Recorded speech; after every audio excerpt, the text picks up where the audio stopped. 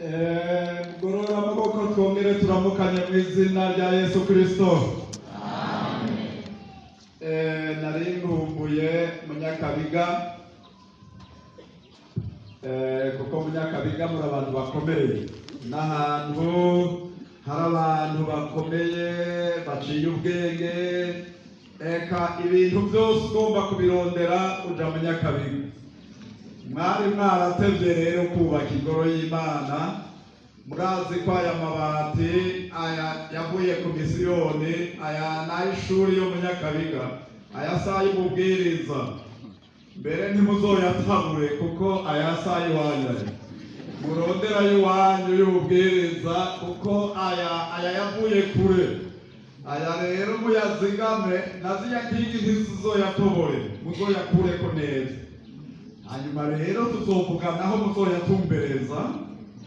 Kandi rero Munyakabiga mwari mwagize umugisha, kuko iriya pica ya hariya ku rusengero mubona hariya ni pica ya rwa rusengero rwa kera rwo ku misiyoni ku Ntahangwa.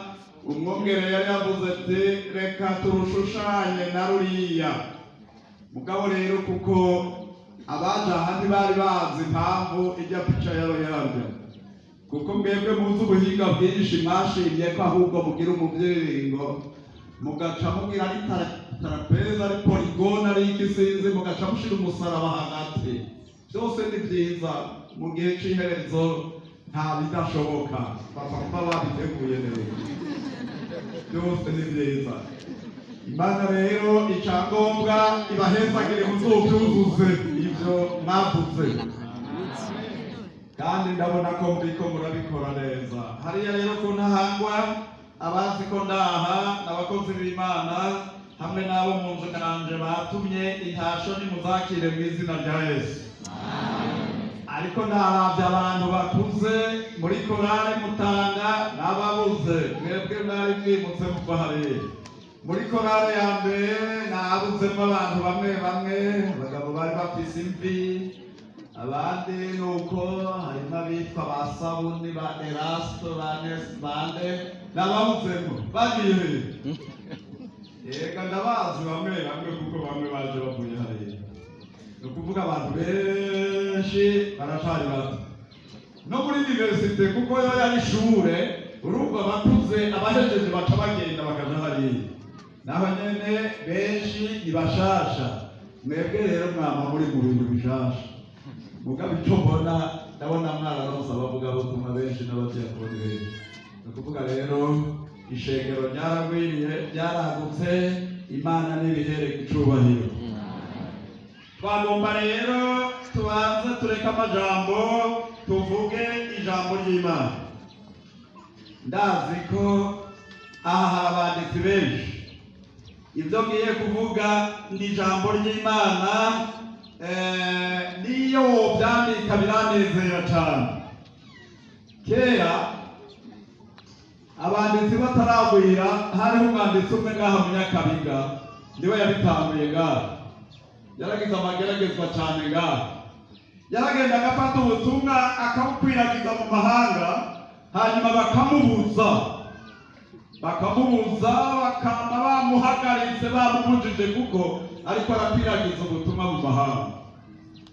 Hanyuma rero jewe ndavuga ati, jewe ukwiragije ivyo nasiguye biranezera cane, kuko ubu uriko uramfasha kubishikana ku bantu benshi. Kuko ivyo wavugiye mu rusengero z'amahishwa, kuki batabikwiragiza? Aha hari agahimbo k'ijambo ry'Imana. Murabona aba bantu bose bari ngaha, kandi ijambo ry'Imana aho rishitse haba heza. Tuvuye mu gihugu ca Malawi, uwo shikana y'ijambo ry'Imana rikabanyengetera neza nk'uku ryabagize, abantu bagasa nk'uku Musa. Imana yo habwa icubahiro bikomeye kabisa. Aho abantu bumvise umuntu ariko aravuga ijambo ry'Imana, n'uwo ariko aragenda kw'ipikipiki ayiva akagahagarara akabanza kumviriza. Kandi rero abantu ntibashima ivyabo. Uravye igisagara c'Ubujumbura bavuga ko ari gitoyi, ego ni gitoyi n'ivy'ukuri, ariko si kinini, ni ciza. Ndamubwira ngo kigereranya n'irongo. igisagara cyacu ni cyiza kandi natwe ntituri babi, turi beza.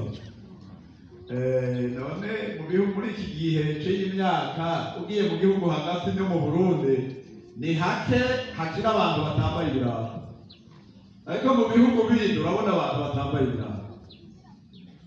None ngo turakenyera amahera n'ibindi ntawe ukwiza. Mbega muri Amerika hari umukene wosangayo n'umwe mwebwe mumaze kujayo? Umwe gusa. Nibura hari abakene babayo. Mbega mu Burundi hari abatuzi bashobora kubaho? Ni ukuvuga rero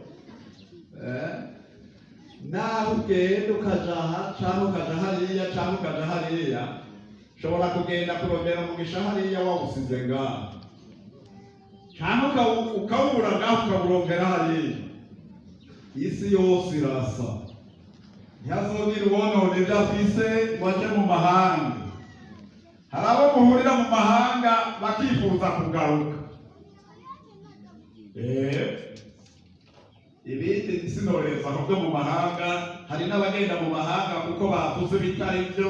Iyo rero yabivuze ari umuntu w'Imana, yamana izo ngorane mu mutima kugeza iminsi azomara akiriho.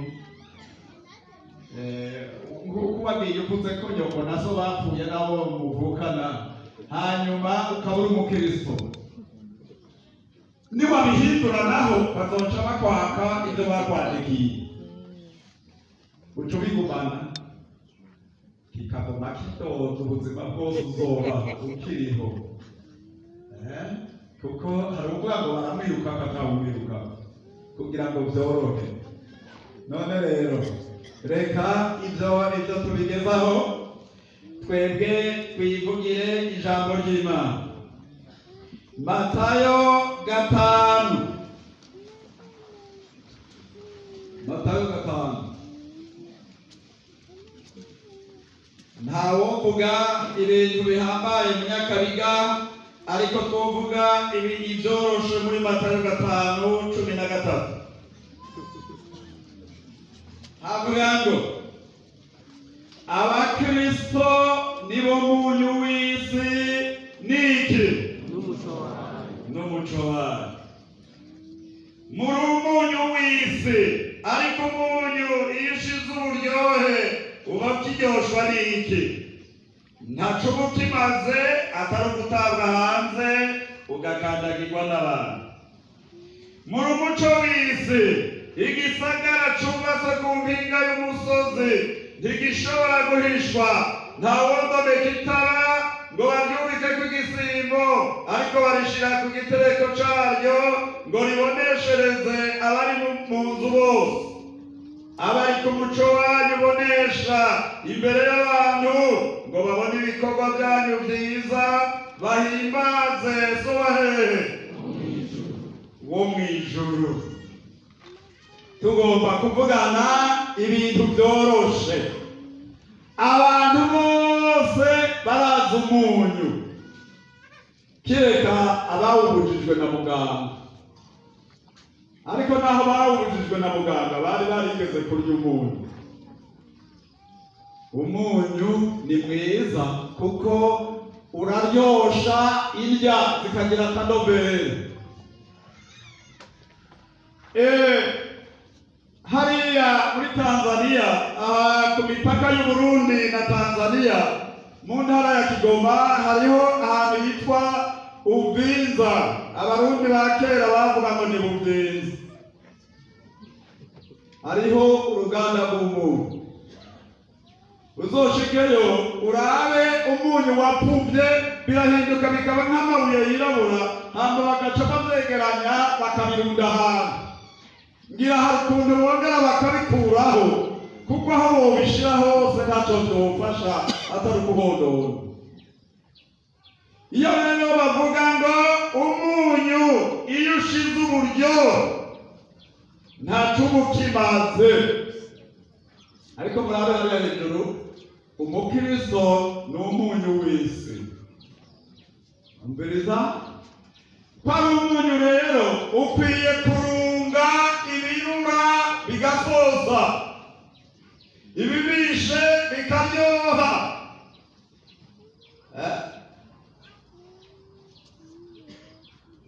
abakristo si ukugendana Bibiliya gusa.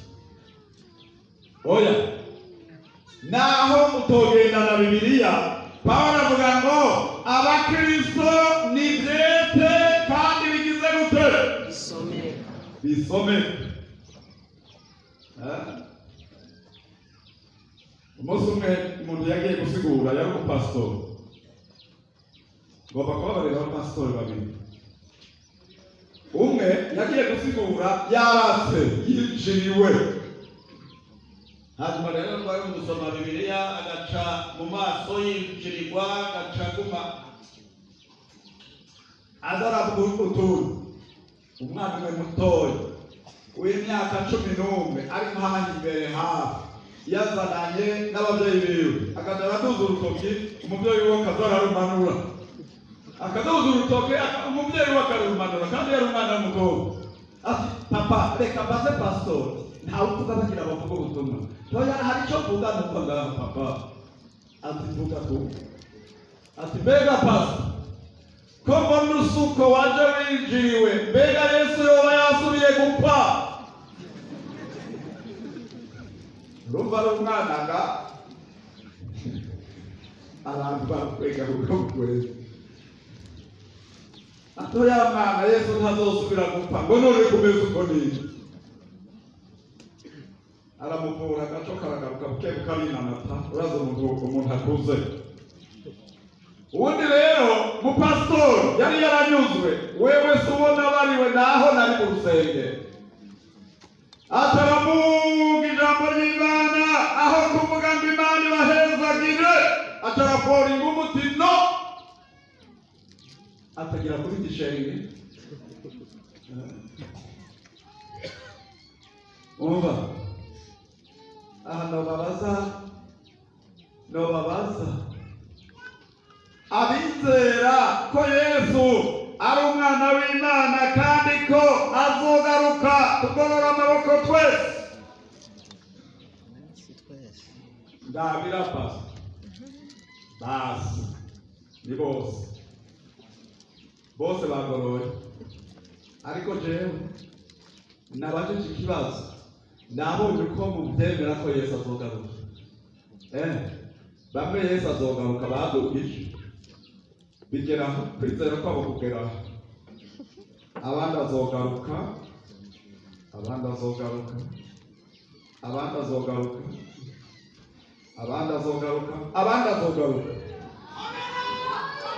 ni ukuvuga ngo umutima wawe aho wagejeje ukuboko niho ukwizera kwawe kugera, niho kungana gutyo. Kuko jewe nakubariye kuduza ukuboko, sinakubariye kugeza, mugabo umutima wawe wagufasha biranga ko gukura ngaho, kandi ntuharira n'umutima wawe. Umviriza rero, wewe uri umunyu ukwiye gusosera abawuri gaseko bose cyangwa abawuriyeko.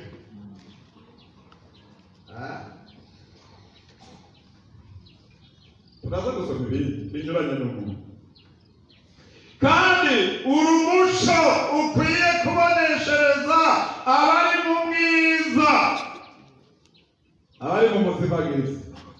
Numva ngo abakristo bagereranywa n'igisagara kiri cyubatswe ku mpinga y'umusozi, kandi icyo gisagara ngo ntigishobora guhishwa. Ni ukuvuga abantu bose barakibona. Uciye hejuru y'igisagara nko mu ijoro kiriko kirakamwa amatara, niho umenya ko hari igisagara, ariko ku murango ntukibona, kuko umuco n'umwijima nta biba biriho. Ku murango haba hari umuco, ariko mu ijoro kuko haba hariho umwijima mu gihugu cyangwa ku isi, ariko igisagara kikaba kiriko kiraka. Uri hejuru y'igisagara niho ubona itandukaniro ry'umuco n'umwijima. Naho koba akazu kari hariya kure kari kwitara karaka. Abakristo tubu umuco. Amen. Umva, turacasoma ntidushoboka tuvuga ibintu byinshi, uyo ni Matayo yanditse gutyo. Ariko Luka, tusome Luka 14:34 urabe Luka nawe ibyo yanditsewe uko yabyanditse yavuze ibyo nyene, ariko turabe nawe uko yabivuze. Luka 14:34 atangura ashima umunyu ni mwiza, ariko umunyu woshira uburyohe wowe ukiryoshwa n'iki? Kuri 35 ntaco umaze mu ndimiro canke mw'icukiro bapfa kugira gute? Kubuta. Uri n'ugutwi niyumve. Umunyu washize uburyohe dushobora no gutabira. Umunyu washize uburyohe ntaco umaze mu ndimiro, kandi ngo ico bawukora kugira ntagire n'ivyo wonona ni ukuwuta.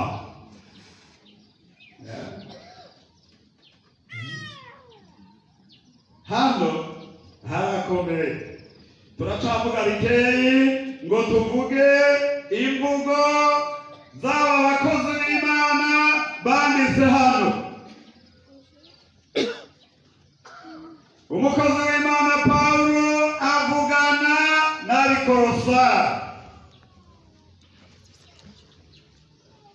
Icete Pawulo yandikishije ishengero ry'Ikolosayi niho tugomba kuraba. Turaza kuvugana buhoro buhoro tugenda tuja imbere, ariko dutere dushike ku ntumbero.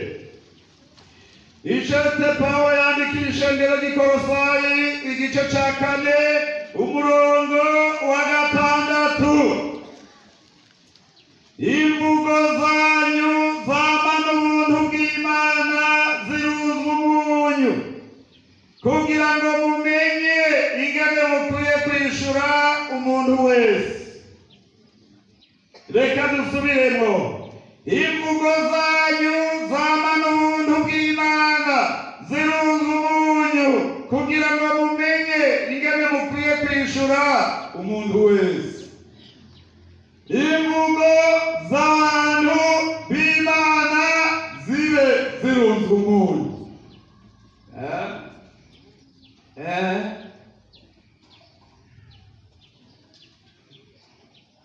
Akanwa ni keza. Murumva iyo ntagira akanwa sinari kuvuga uyu munsi. Aka kanwa karimwo ururimi, mu kanwa harimo ururimi, kandi ururimi muko vuga ruguma rutamba, rutari neza sindovuga ngo muvyumve. Yakobo yanditse ngo ururimi ni kibi kingana n'isi, kandi aravuga ngo rwadometswe na Gehinomu narwo ruca rudomeka isi. Ururimi. Iyo tuvuga rero tuvuge ibishobora gukuza ababyumva. Ururimi n'umurozi mukuru.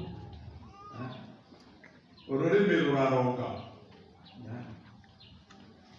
Icambere, iyo umuntu avuze, urugingo rurongwa ubwa mbere n'ugutwi, kuko guca kumva ibyo umuntu ariko aravuga. Jewe sindi muganga, ariko wize iki gice cyo hejuru kiriko umutwe, amatwi, amazuru, aha hose bamwita muri kiriko. Hano hari abasomi benshi.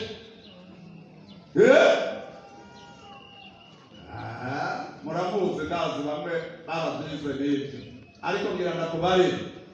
Umva, iyo umuntu avuze ibibi bigwa mu gutwi, ugutwi kugaca guha ivyiyumviro, ivyiyumviro bigaha umutima w'umuntu ukavyimba, ubyimbishijwe n'ububi bwavuye ku by'abantu bumvise.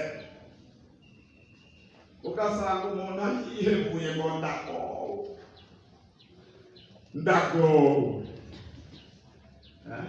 ntaba afise ukutizera aho havuga ati uyu mwaka sindawumara. Sanga umugabo n'umugore bicurikiye ngo uwo mwaka ntibawumara. Ninde yakubanye ko utawumara? Uwo murozi yavuze gusa ni waguhagarika umutima. Oya, suko bimeze ku bantu b'Imana. Umva, imvugo zanyu zibe zirunzwe umunyu. Iyo zirunze umunyu rero zisosera abantu, abazumva zirabasosera, zirabaryohera, zirabafasha, ibyo mvuga birabafasha, ariko ntibibica. Agasanga uri muri Kristo Yesu, uri umwana w'Imana, vuga ibikuza abantu atari bibica.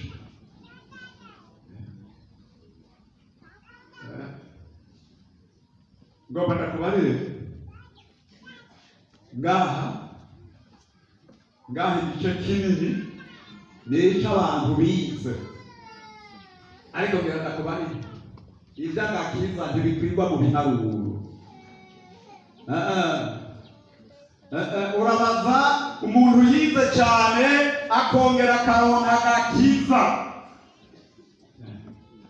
Kera barabesha ngo uwize ntakizwa, arakizwa. Kera bavuga ngo umusirikare ntakizwa, arakizwa. Yari imvugo ya kera y'abagomba kutugumiza mu buja. Abantu bose barakizwa.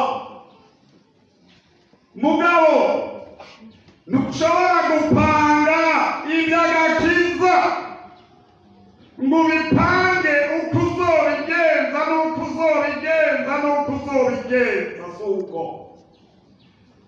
murazi ngene Yesu yahamagaye abantu. Yesu aja ku kiyaga ahamagara abarovyi, arababarira ngo nimumurikire nzobagira abaroba abantu. Ariko kandi aragenda kwa Matayo umutoza kore, umunyabiharuro, umuntu yamenyereye no kurya rushwa, n'abanyene ati nkurikira. Baruka baramukurikira, bande baramukurikira. Umuntu wese arashobora gukurikira Yesu, ariko uko ubyiyumvira iby'agakiza siko bigenda. Umva, abo bose igihe yagira abasezere arababarira tumviriza rero twaragendanye iyi myaka narabigishije narabonye ibyo nakoze, ariko ntimushoke mugende musubire hamwe twahora dusengera, murorere ubushobozi bwa mpemu yera. Kandi mpemu niyazare nzomurungika uwo umuriza ni umwarimu aruta abarimu bose bakwigishije. Uwo azobibutsa ibyo nababariye, ababarire ibigira bibe, abarongore, abashikane ku kumenya ukuri kose. Nta muntu n'umwe azogushikana ku kumenya ukuri kose. Pawulo yari yarize ibintu byinshi imbere y'umuntu akomeye avugwa n'abafarisayo. Gamaliyeli aho bica Stefano yari ahagaze abyitegereza, avuye mu mashuri asanze impuzu z'abariko barica Stefano. Araraba ingene abaherezi bakuru, abafarisayo, abasadukayo bahangayitse, aravuga ati oya, ibyo ni ibintu bitoya. Kuko bavuga bati hari inyigisho nshasha zije kudukura ku byagezwe twarazwe, ibyagezwe bya Mose, ibyagezwe abasokuru barongeye ku musozi Sinayi bizanywe na Mose. Izo nyigisho mbi ziraduhanze. Pawulo aravuga, yari Sawuli, aravuga ati ibyo ni ibintu bitoya. Mugabo abantu bize hariho akabirya, ntapfa gukora ikintu ataronse uruhusha. Ni mumpe ivyete biri ku mukono w'abakuru. Ngira n'uwa Kayisari barashizeko kuko niwe yaganza muri biriya bihugu. Mumpe ivyete, ivyo nzobafata mu kanya gatoya. i Yerusalemu arabafunga abagabo n'abagore bambaza izina rya Yesu. Atahabira aha biragenze neza. Hari iyo bahungiye n'ubu bakoraniye, hari i Damasiko, hari i Antiyokiya, ibyo birahumbye hariya ariko nzogenda ibyo tarabironka byo kugenda hariya. Yamba hari kuri farasi yari kwiki sidarizi Bibiliya ndavuga ariko yari afise n'abagendanye kuko yari umuntu mukuru. Imana irabanze kakureka n'amabarira abapasitori ishengero bamwe ntibazi carico. Ishengero bibaza ko hari sosiyete y'isi nizohomba canke y'ivyuma. Ishengero missionnaire apana ishengero ry'abadisidanti, apana ishengero missionnaire. Ni ukuvuga mpemu yavuze ngo rungika baranabagende kukorera igikorwa. Uzotera ibigere ku muhunda ubame ariko rigumuke.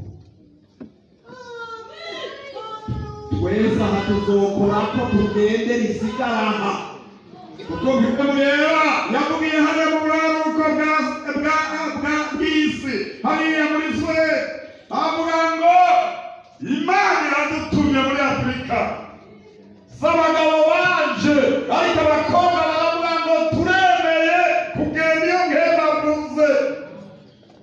Baraza kandi ntibasubiye Isirayeli, imva zabo ziri mu gasenga hajya mu mbere. Abagabo ntibari bwaze, abakobwa ati turemeye imiryango yemewe. Hanyuma nawe ugacuvuga ngo urafise inyandiko uzorisambura. Nuko utarabimenya. Aragenda rero agiye i Damasiko. Yesu afise abakozi benshi naho vyotunanira yotuma abandi bariho.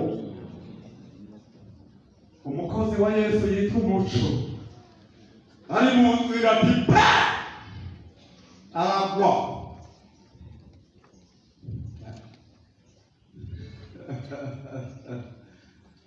Ati Sauli, Sauli, Sauli, umpigire iki?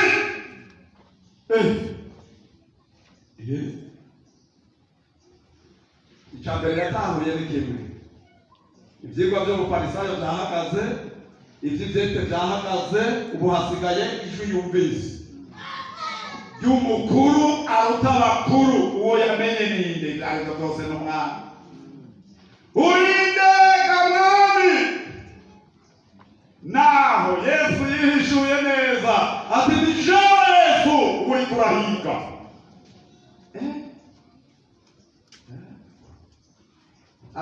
Ashengero twebwe turabakozi bana. Aho uwo batuma intoka afise imigabo yo kubasazaza yokabona. I Damasiko bariko barasenga. Yesu arabyumva aho. Ananiya arabangana. Aramuhagarika. Kandi ntiyamubujije, ntiyamubariye basubira inyuma. Yamubariye ngo va hasi. Ntasubira inyuma. Kare yagomba gukorera Imana bishize mu biharuro vyiwe, none Imana igomba kubanza kumuhindura imuhingure izomukoreshe ameze neza. Va hasi ukomeze urugendo ushike mu gisagara. Niwashika mu gisagara nzokubarira ibyo ukwiye gukora. Uba aho hantu iyo ndahashitse mbona numva ubwoba. Abantu bato bariko barasenga hari i Damasiko.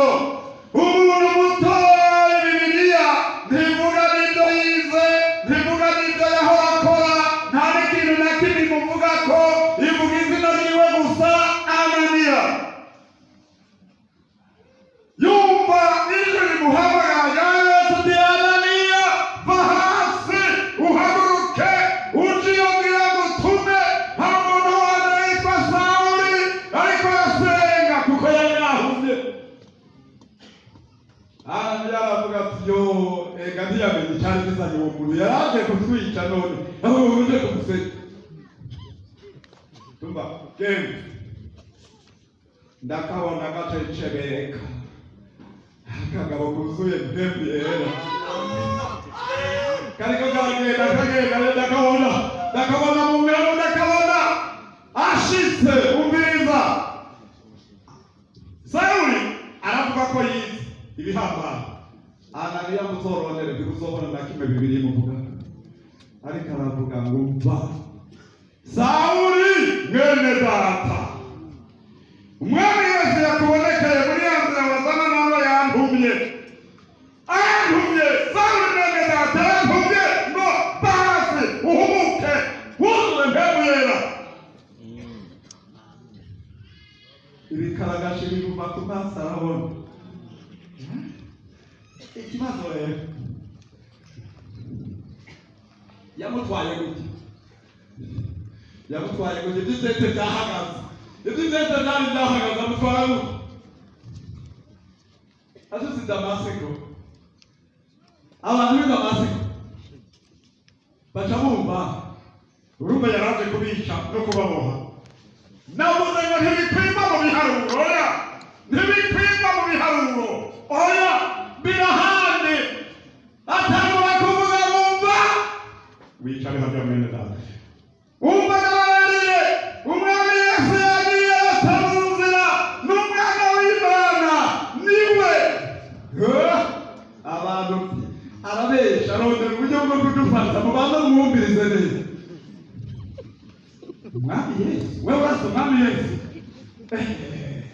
arashinga intahe aratururuza abayuda. Wa wundi nyene abayuda cyane bari hariya akwiye gupfa uwo muntu. N'abakristo baca baramunyegeza, ahubwo bamurungika i Yerusalemu, baramusubiza hariya ati wa mugabo yarahindutse, asigaye ari umwe muri twebwe, asigaye ashinga intahe. Imvugo zacu zibe zirunga umunyu, zishobora gukiza no gufasha abazungu. Si kugenda na Bibiliya, si kwitwa pastori mukuru. Natangaye mbonye pastori urarinda urahagurutsa abantu bo mu Nyakabiga. Natangaye mbonye jewe sinkunda ko iyo ngiye ko bahagurutsa abantu, oya, ntibikenewe. Naho uma wicaye ntacyo byica, kuko amanyama abantu bafise muri iki gihe aribyo bituma igikorwa c'Imana cononekara. Abaye pastori ntuvuge ko abaye umushikiranganje, ni itegeko ku rindi. Mama wa nta n'umuntu n'umwe muri mwebwe napfiriye, ni umukozi mutoyi wa Kristo Yesu, azohagarara imbere ya Kristo agwanira agatwe kiwe gusa. Aha nta n'umuntu, mwebwe nimwizeye ijambo ndababariye tuzohurirayo, ariko nanjye icompa nkaba imbere mukazosangayo mukambona. Wewe wibaza mbiki abapastori ba mbere buzuye ngaho bangana iki? Ni benshi, n'indi zambi zote bakuvuga. Ariko twebwe ubuye ava muri ubu murongo agakorokera hasi ntazohagaruka. N'ishengero ribyara abakozi, ariko si abakozi babyara ishengero. Umbereza abantu benshi ntibigeze bakira ijambo ry'agakiza gashitse. Yaje mu rusengero kuko harimo se wawe, yaje mu rusengero kuko harimo inabo, yaje mu rusengero kuko yanawe n'abakristo abikuriramo.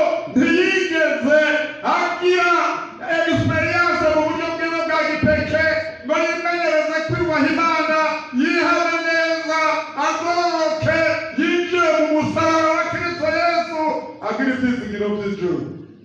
Kandi abantu bene abo iyo hadutse amagaragaza mu rusengero, ingwano yabo n'agatangaza, kuko ntibigeze bakizwa n'abanyedini.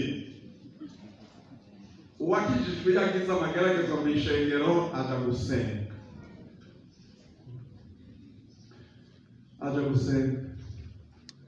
Imana ntawe yigwanira. Oya, urwanya Imana irakureka. Petero ntiyari yagiye igihe baja gufata Yesu, yari afise inkota. Mungu Ibrahimu akoresha inkota ku gutwi k'umuntu. Yesu toyi ivyo wagize sivyo, abantu akora igitangaza cyo gusubiza ku gutwi kw'abantu, aca aravuga ati abicisha inkota bazokwicwa n'inkota. Hari aho umuntu ataba yabitahuye. Turi abapentekote. Abapentekote ni ukuvuga iki? Ni ishengero ryemera mpemu yewe, ni ishengero ryemera ibitangaza n'ibimenyetso, ni ishengero ryemera ko umukijijwe azoja mw'ijuru. Ariko se kubyemera ukaba ugeze hahantu ugeze, uri mu nzira yo. Reka dusome ijambo ry'Imana mu gitabo cy'Abanyefeso.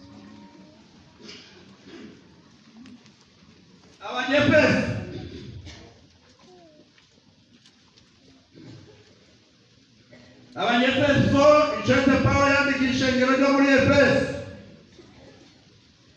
Niho mu gice cya 4 tugomba gusoma.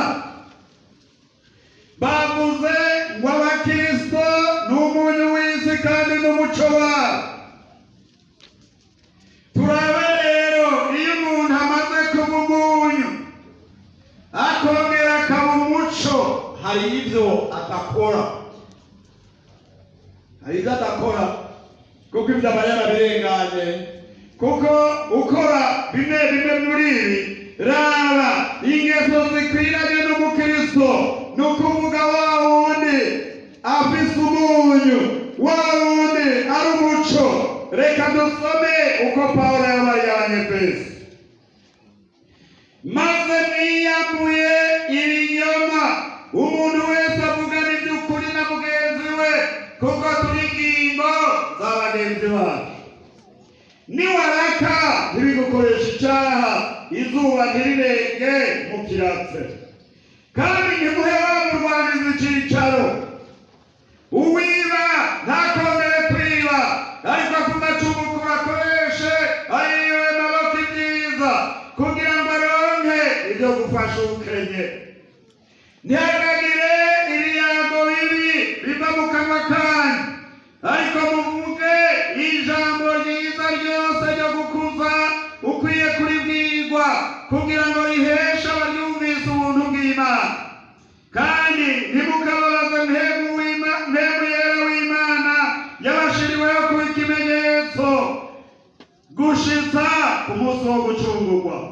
Umviriza, umurazi wose no kujingitwa n'uburake no gutongana no gutukana bibavemwo, hamwe n'inzigo yose.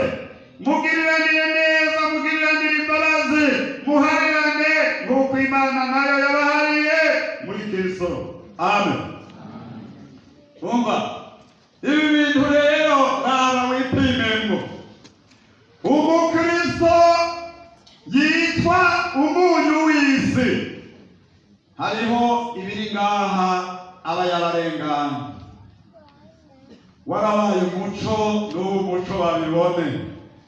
Muri 87 nakoranije abakozi, bari abakozi bo mu nzu, kandi bari benshi, kandi ububwiriza bwose bwari mu gisagara cya Bujumbura. Hari ububwiriza bwo ku misiyoni gusa. Nk'umubwiriza wo ku misiyoni ndakoranya abakozi bo mu nzu, abayaya, ababoyi, abanyezamu bashika nk'amajana 2. Hanyuma rero tuba mu kuvugana, hari akaguma kari karateye. Iyo hari umuvyuro abantu ntaho bibagira, baraja bavuga ngo singomba kuba umuja kuko ndi muri Kristo Yesu nabohowe. Umukobwa akabarira nyina muja ngo reka turangana turabakristo. Umuhungu akabarira shebuja ngo reka ntuzi ico ndi umwana w'Imana. Ndabakoranya umva mubanza muza hatuganire. Intumbero ya mbere mukivi wanyu hariya mwaje muva, mwaje muza muri icabazayo. Icambere twaje gukora akazi, mwaje gukora akazi ngo muzombere gute turonke ikidufasha. Umviriza rero, ko umuntu yahamagawe ameze agumuko ariko abumwizigirwa. Abumwizigirwa wahamagawe uri umugurano ugumuko ariko ubumwizigirwa gusa nta kindi. Aha murabona babaraha hariho abantu bize amashuri menshi kandi bakora n'akazi keza washaka, ariko hariho abandi batigeze biga namba bafise amasosiyete akomeye bakoresha abo baminuje kandi bakabishobora kubakoresha. Muvuge turabesha. Ko Imana yavuze ngo ndaguhezagiye, iramuhezagiye. Ikimuha ubwenge bwo kuvuga ngo rondera uwiziri agufashe hano, rondera uwiziri agufashe hano, rondera uwiziri agufashe hano. Ugiye rero ugashikate ukoreshwa n'umugabo ataciye ku ntebe y'ishuri. None ga we wayiciye ko uwo muhezagira utawugira se? We wiharura gute? Wiharura gute we? Kandi yashitse ariko aragenda n'abantu bose bagombe babe ba diregiteri generale, bagombe babe ba diregiteri do departement, bagombe babe ba chef de service, bose bamubonye baca bahaguruka. Erega niwe yabahaye akazi, kandi we ivyo biti byose yabahaye, igiti ciwe sico. Oya, we ni PDG, Imana yamuhaye kuba hejuru y'ivyo byose. Ntagira idete mugabo ni PDG. Urabishira mu biharuro bikwirwemo ndaha. Ibyo ntibikwirwa mu biharuro. Umva, ndagufitiye iganuke. Agasanga uri muri Kristo Yesu, uri cyane gisha. Ibya kera n'izibiro bya kera by'akaronda byaraheze, ariko tumbere umwana w'Imana. Ibisigaye Imana izomenya uko ikigenza, Imana izomenya uko ikugenza, Imana izomenya aho igutumbereza, Imana izomenya ingene iguhezagira, Imana izomenya ingene igukoresha. Ariko nibagira amanyama uzobura umuhezagiro w'Imana. Wagira ngo bimeze guteze. Umva, hari abantu baguba bagatera akagera Imana, akaguba ngubu aje ngaha muri iyi minsi twari mu rubanza ahantu, kandi uwo munsi twarahuye na hariya mwene data hariya Bernard, twarahuriye ahantu turamukanije. Nyamunsi niwo munsi nari nabonye ifuriti. Twari mu rubanza ahantu, abamama rero baranezerwa cyane. Umumama iyo akijijwe kweli, iyo akijijwe arisanzura, arumva ko akijijwe kutangira akayindikashejo. Hanyuma rero aca ati hari akabande keza ngomba gushiramwo aho mwaganiriye ibiganiro bimeze nabi, ndagomba kubihindura. Ashiramwo furashe muri televiziyo. Hanyuma rero yuguruye gusa, uwo mugabo utuma twagira tumurabe, kandi yarashushe uwo munsi aho hantu yari yahezagiriwe. Atanguye kuvuga, wa mugabo aseruka ati zimya, singomba kubona ujya muntu no mu maso yawe. Uwundi mugabo w'umupagani aravuga ngo uti inkoko ndote icibitse. Naho bazimya ibyo yari amaze kuvuga twabyumvise. Atariko naho twakugendera bafite akagwaro, kuko umuntu hari umuntu usanga ari umuntu naho yokuba ari muri iwawe atatuvugi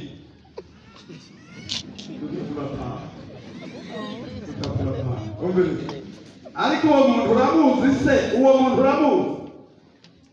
Yari umukozi w'Imana. Yanga kumva ko abandi bakozi b'Imana bavuga ubutumwa. Iyo ntabanje kuramukanya, nagomba kwicara ngaha numva uwateguwe uyu munsi asigure, nanje numvirize. Kararyoshe kumviriza abandi bakozi b'Imana. Mwebwe mwarahejeje kwihana, twebwe turabatagatifu, nta n'ijambo tugikeneye, nta n'ijuru tugikeneye, siko? Muracabikeneye?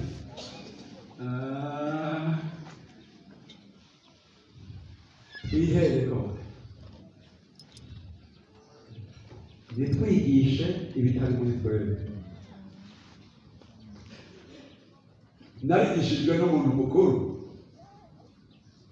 Umuntu mukuru yaranyigishije, sindamuvuga ariko ngomba kuvuga ibyo yambariye.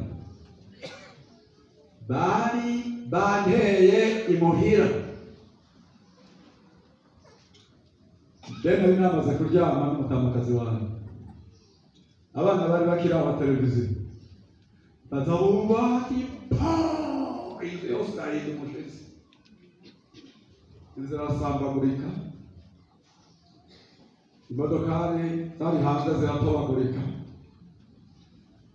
Hanyuma dusohotse nsanga duhura n'umwana ati baraduteye papa. Ntaco, guma. Inyuma y'iminota nka 10 urugo rwanje rwari rwuzuye abasirikare n'abapolisi.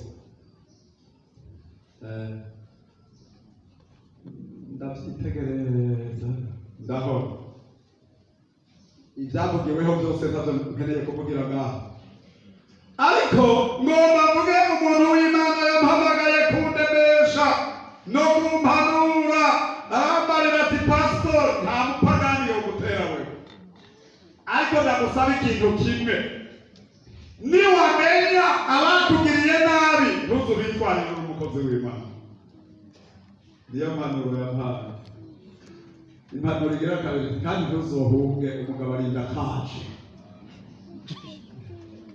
Hanyuma rero ndaza ku rusengero bukeye, abantu bari bazi yuko kabaye, ngira ndiko ndarondera ivyete, nshanguruka nkagenda i Canada. Abantu benshi baje i Canada, baja Portland, ari Maine muri Amerika, niyo abantu benshi baja mu Bubirigi, mu Bufaransa.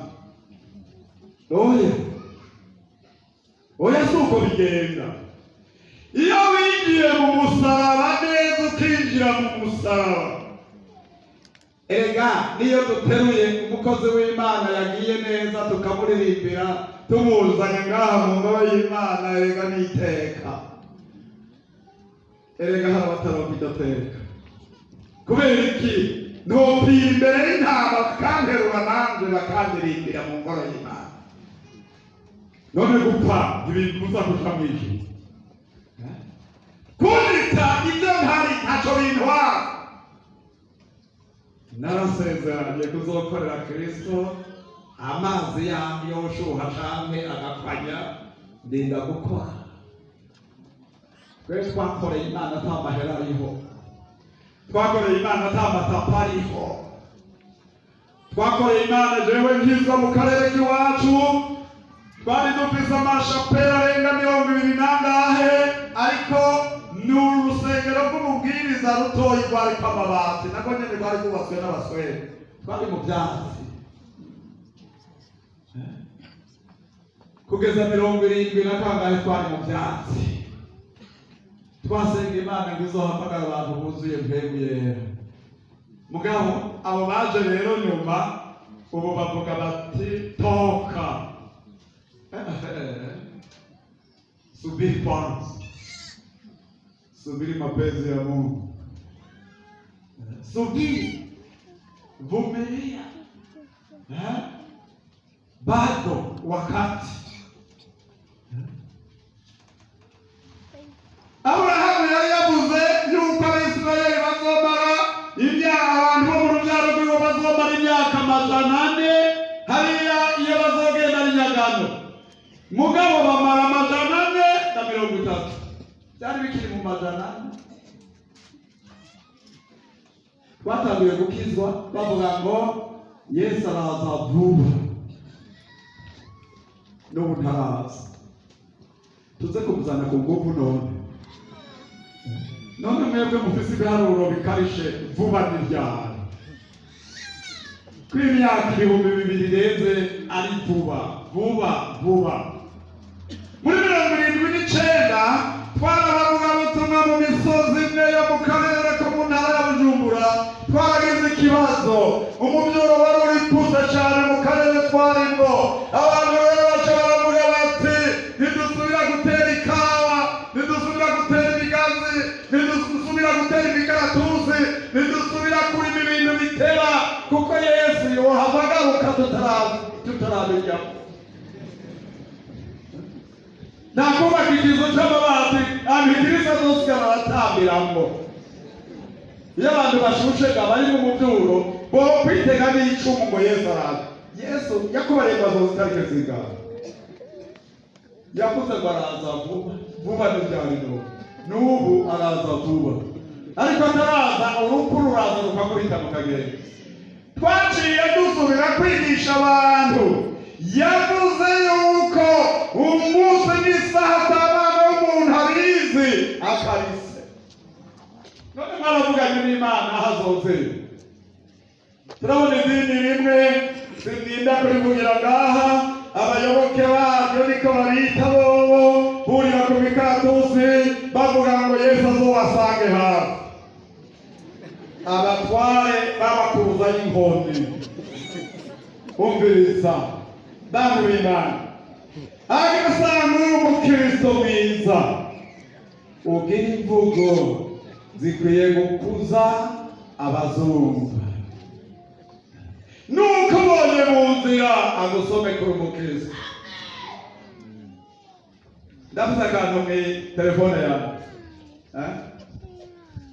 karanshitse kandi nzokabika. Naregiye mu rugendo rukomeye i Canada cyane cyane tuvuye muri yawe tugenda Ottawa dufise uruhimbi hariho abakozi b'Imana n'abo twarambitse ku biganza bamwe bavuga bati Onesiporo agashika aha tuzoca tumwiyamiriza. Mwungere Samweli yari yabyumvise arahora arambaza ngo uriteguye kuja Ottawa? Tego atari ko mwungere hari icyo utambariye ndakwereke muri telefone yanje ibyo bavuze abantu bari Ottawa ngo warabimenye? Narabimenye. None uriteguye kugenda? Ati neza cyane nzogenda Ottawa kuko hari abantu benshi narambitse ku biganza, hari abo nashingiye, hari abo nigishije mu gice ndagenda. Abakozi b'Imana twarambitse ku biganza ntagera aha. Mugabo rero bakibona nshitse rero batangura gutamba ngo mubyeyi yaje. Stop. Ntubiryarya uri umukozi w'Imana. Bya bindi nabyo mfise mu telefone wavuze unasemaje abantu bari kumwe muri iyo foto korari gutanga baracicara kuri ruhande mwicaye hehe? Ndababonye harimo umuntu w'umubyeyi wa kera wo muri korari gutanga na ekipe yiwe. Abantu bari binjiye mu musaraba wa Kristo bakinjiramo neza baca nabo baraza na ekipe yabo. Erega aho ni gusa naho ubona mwicaye hose gusa ekipe yabo baca baririmba indirimbo z'Imana barashima Imana barahanze ku nteruro biga bibaye gute bana. None bamwe bavuga ngo uwo Mugesera ntaza aha, abandi nabo bakavuga ati namba reka dutambe, harageze gutamba ku mubyeyi yaje. Amawe dukizwe neza, dukizwe neza. Ijuru nta gipurire mu kujana.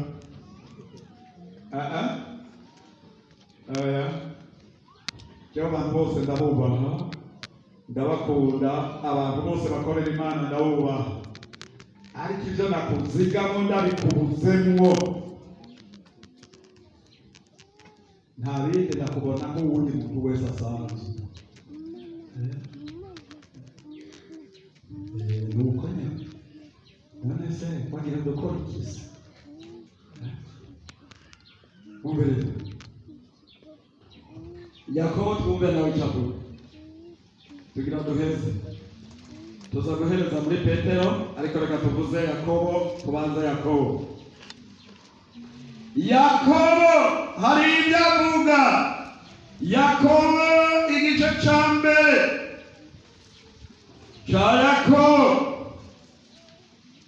duhere hariya ku murongo wa 19 tugeze kuri 25. Havuga ngo ibyo murabizi bene data nkunda. Yamara umuntu wese niyihutire kumva, atere kuvuga, atere kuraka, kuko uburake bw'umuntu budakora ibyo kugororoka kw'Imana. Nuko rero mwiyambure imyanda yose n'umubiri usigaye, mwakiranurwa neza ijambo ritera muri mwebwe, rishobora gukiza ubugingo bwanyu. Kandi muba abakora iby'iryo jambo, ntimube abaryumva gusa mwibesha. Kuko wumva iryo jambo ntarikore, ameze nk'umuntu yirabira mu cirore mu maso yiwe yavukanye, amaze kwiraba akagenda, uwo mwanya agaca yibagira uko asa. Ariko uwitegereza ibyagezwe bitunganye rwose, ari nabyo umwitegerezo, akabishishikara, atarumva akabyibagira, ariko arubikora, niwe azohabwa umugisha mu byo akora. Umviriza, twiyambure ububi busigaye. Hari ibintu byaroze abantu muri iyi myaka ya nyuma. Wewe uvuga ko uri umupentekote, nanjye turemeranya nawe. Turaba rero ibiranga umupentekote. N'ubu umupentekote w'izina wo kubatizwa, umupentekote w'idini gusa, w'indwano, atagira mbere urabe ibiranga umupentekote. Ube warakijijwe, wuzuye mpemu yera, ushinga intahe Kristo, imvugo zawe zirunzwe umunyu, abantu bose bakubona bashinga intahe ko wakijijwe. Naho utofise Bibiliya bagusome, hari iwanyu bagusome. Atari mu rusengero agashikira mwirigara, mu rwarwa, mu mubinyu, ariko akaba uwa mbere mu ndwano z'ishengero. Oya, narakijijwe, jenda umukristo, niko mbona kuririmba. Wahehe? Oya, uri umukristo wo mu Nyakabiga? Wahehe? Wo ku Ntamba? Wo mu mutima? Umutama wacu wa kera ndirabika, twari mu gikorane cy'ikiremba. Hanyuma rero twari bavuga butumwa muri 70 aca aravuga ngo aha nyenishengero ngo hamwe yotuma akageresha yagira gutya ngo agahera imbere muri twebwe abantu banini baruta abantu. Ahantu hashima ashirako ikimenyetso, ahantu hashima ashirako ikimenyetso, hanyuma ngo akazunguruka hose. Ngo hanyuma rero ahejeje kudoma kw'ikimenyetso, ngo umumarayika niwe agaca avuza akamponda, niko yavuganya umuvyeyi wacu ndirabika Petero. Ngo wokwera. Yashaka kuvuga ngo ubona akamponda kavuze woterwa ugaca ubwenge. Canke jende umukristo wo ku Ntahangwa n'abantu bose babimenye. Urazi ku Ntahangwa bibaza ko haba n'ijuru. Jende umukristo wo mu Nyakabiga.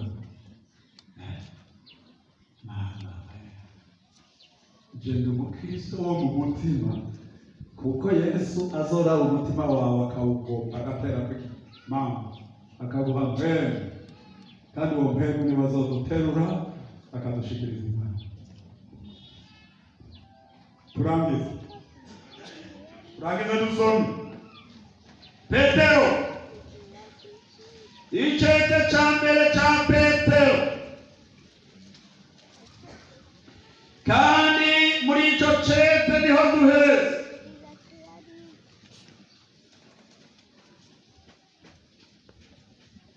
Igice ca kabiri umurongo w'icenda kugeza hariya kuri 12. Nagomba dusome iri jambo ry'Imana. Iby'ihanga rimeze gute?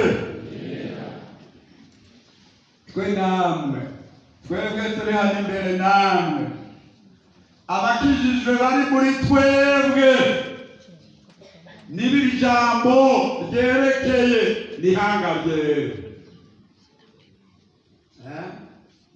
Umva habira ngo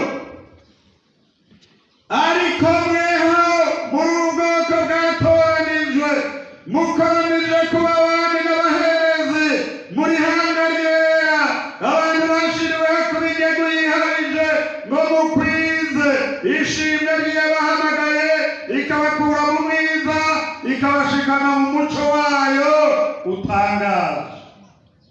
Kera nta bantu mwarimo, ariko noneho muri abantu b'Imana. Kera ntimwari mwagirirwa imbabazi, ariko noneho mwarazigiriwe.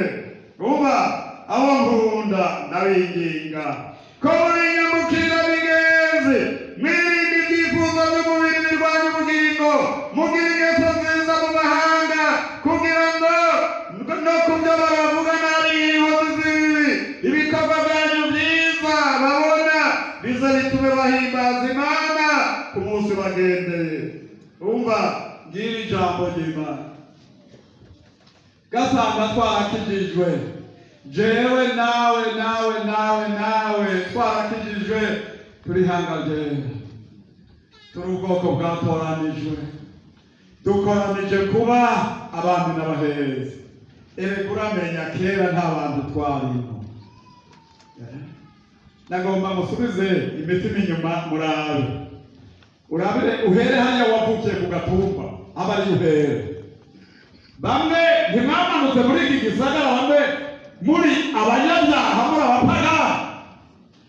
None aho Yesu yabasanze ntibuhazi, none mwabyibagiye.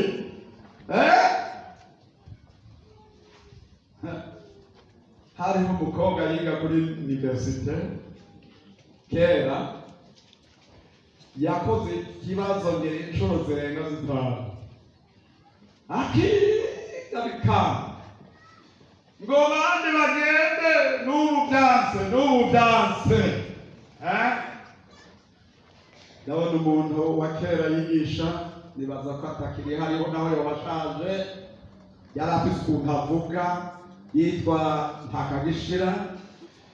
Twaragiye kuri Esperance y'uwo mukobwa w'umukristo wacu, yavuga ngo pour sauver l'humanité, tukamuhaye ikicete. Ariko inyuma y'imyaka igahe twarateba tukamusengera, ati yewe uyu mukobwa wacu Imana imwibuke kwera.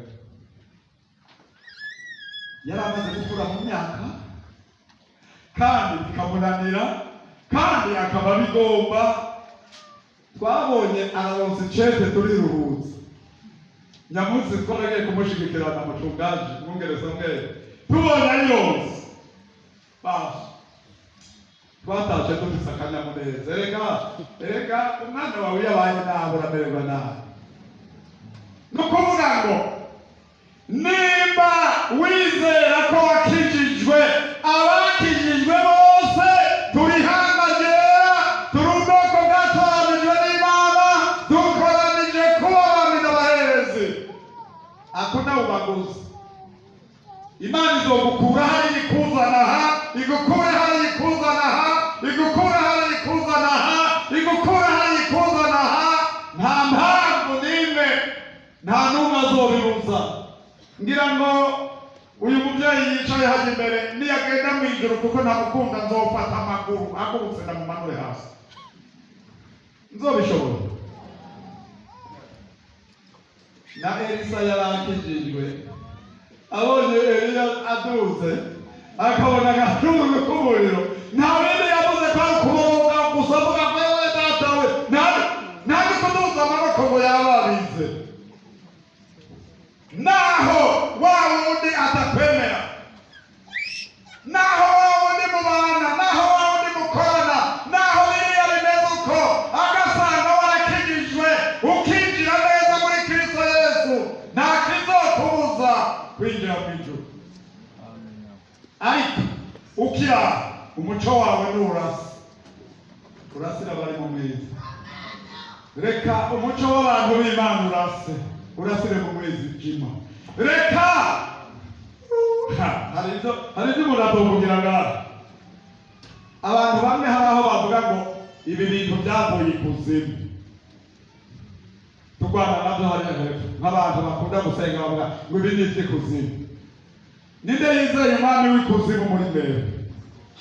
Uwo twizeye yaduze azogaruka duhamagara ari ku bicu, ariko twebwe ntitwizeye umwami w'ikuzimu.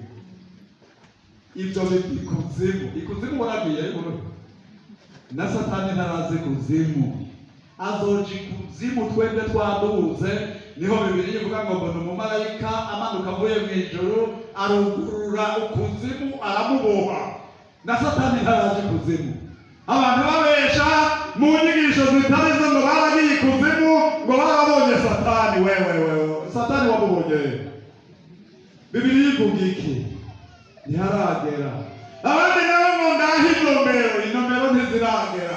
Ugomba inomero kora nabi uzosigare ishengero riduge, izo nimero uzozironka. Nta bantu b'Imana b'ukuri bazoja ku inomero. Oya bakiriye nabi ijambo ry'Imana. Abakristo b'umunyu Imana ibahezagire. Abakristo b'umuco Imana ibahezagire. Ariko mwe ukiri mu meza umva wuzuye inzigo, wuzuye kujingitwa, wuzuye kuvuga nabi, ufise ibintu byakuroze. Erega haraho usanga uri mwiza mugabo ukabana n'umurozi, ugasanga n'amasengesho yarakamye kubera muveze ku mpanyo bariya mugendana. Ndagufitiye iganuke, subira utumbere Yesu, niwe mukiza wawe. Niwe yaguhariye ibyaha, niwe yagupfiriye, niwe yuguruye inzira tuzocamo, niwe azogaruka nk'uko twabisezeranye. Yabisezeranye n'abambere ko azogaruka asengera n'abazomwizera ku bwabo, natwe turimwo. Umviriza rero iri jambo ry'Imana. Nambura umuco birakwiye, nambura umunyu birakwiye. Utari umunyu n'umururazi, utari umuco n'umwijima, hagati nta kibanza kiriho. N'iri jambo ry'Imana narinje gusa kubara amasaha arazi imyaka myinshi ntaza mu Nyakabiga, ariko budashimiye Imana naho mbona visaje z'abantu ba kera bakuze benshi baragiye, benshi basigaye n'urwaruka, ariko turashimira Imana ko ishengero rya Kristo ari rizima. None ninde agomba kuza ngaha tukamufasha gusenga Imana? Tuname imbere y'Imana. Ninde agomba kuza ngaha tukamusenga?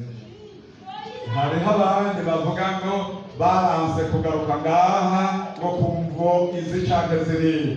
Murazobabarira bagaruke. Ntibizera abantu ariko bizeye Kristo.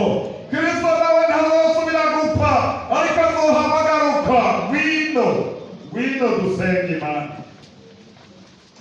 Haleluya, haleluya. Ngwino dusenge Imana kuko Imana irakunda ishengero. Imana ntibizeka abantu. Ingeso zanyu ziboneshe, banyeshure, turabafite iganuke ryiza.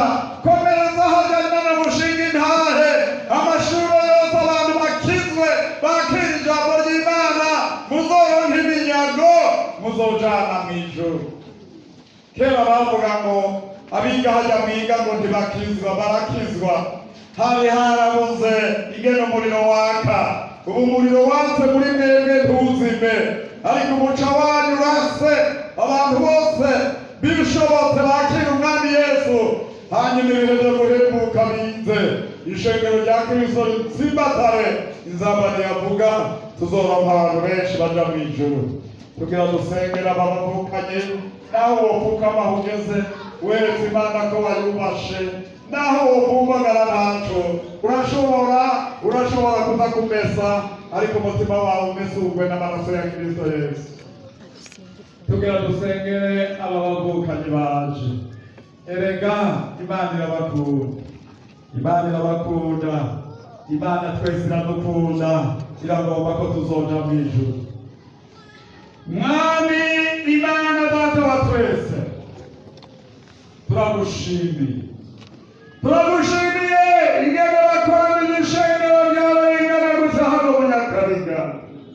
Turagushimiye ingene wakoze ibikorwa bikomeye ngaha mu Nyakabiga. Turagushimiye ingene wagwije ishengero. Haleluya. Abantu mwami wahamagaye bagomba kuba umuntu, bagomba kuba umuco, ariko barahuye n'izinyamuriro. Hari ibyabagoye, hari ibyabavangiye birabononera. Turabasabira imbabazi. Amaraso ya Yesu Kristo, amaraso ya Yesu Kristo abeze, amaraso ya Yesu Kristo abavugutire, amaraso ya Yesu Kristo abatunganye, amaraso ya Yesu Kristo abeza buhagira imbiyo. Erega nta wundi ahari ibyaha atari Kristo Yesu. Twebwe turi abakozi bato bato, ariko turaherekeza ababandi Golgotha mu izina rya Yesu Kristo. Turaherekeza ababandi Golgotha. Iyo nuze urasanga aha, nuze uvugane nabo, bariya bapfukame mu nzira uvugane nabo. Nta wundi yabahagurukije, ni wowe wabahagurukije. Vugana n'umuntu wese, hari n'umuntu wese mu izina rya Yesu Kristo. Hari n'abahurumukiyemo mu butamenya, ubakure kwa kabi, ubeze mu maso mu izina rya Yesu Kristo. Reka ubwiza bwawe buce buza mu ishengero, ubwiza bwawe butwikirire ishengero. Imitima y'aba bantu mwami ihembuke, ibihe byo guhembuka bize bivuye mu nyonga z'Imana. Mwami ugirire neza abantu bawe, bahezagire. Ureke ikiganza cyawe kibe kuri bo, kandi ntubibagire. Uhereye abantu bagumye mu kiganza cyawe, kuko bakwemeye nawe ubemeye. Baba bana bawe by'ukuri, hanyuma igihe niwagazi cyagera ukagaruka, uzobishira uwajani wawe, kuko wakoye ukabagura amaraso yawe. Turagushimiye kuri umwami wumva amasengesho, kandi kubagiriye imbabazi. Natwe tubasengeye gutyo mu izina rya Yesu Kristo. Amen. Amen.